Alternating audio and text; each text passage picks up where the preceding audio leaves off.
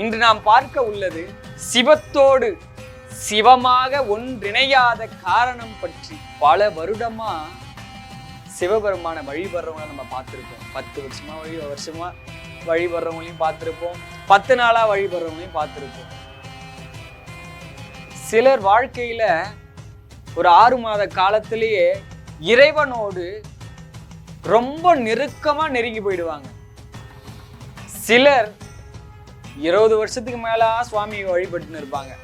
ஆனா இந்த 6 மாச வழிபட்டனுடைய பக்குவம் கூட 20 வருஷ காலம் வழிபட்ட அந்த சிவனடியார்கிட்ட இருக்காது.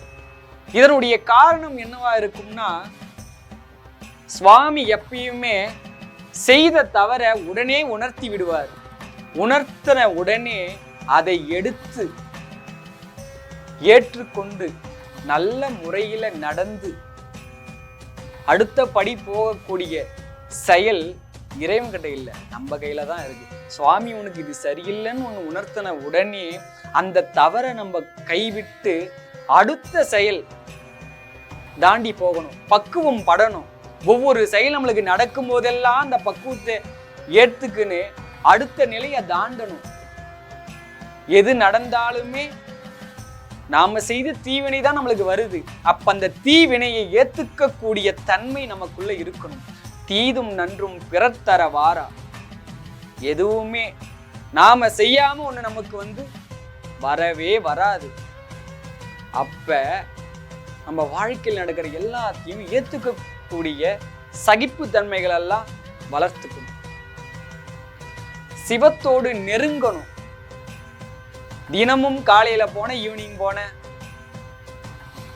சரி பிரதோஷம் போன, பௌர்ணமி போன, ஊருகா போல சுவாமியை தொட்டா இந்த பிறப்பு இல்லை, எத்தனை பிறப்பு எடுத்தாலும் சுவாமி கிட்ட ரொம்ப நெருங்க முடியாது.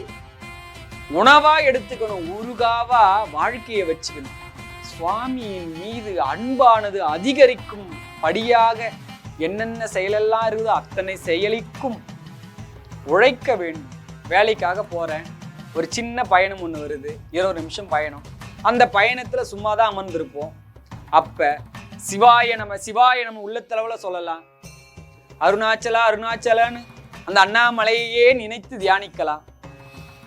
நேரம் நம்மளுக்கு இருக்கு, அதை பயன்படுத்துறது கிடையாது. மாணிக்கவாசகர் ஒரு பாடல்ல வரும்,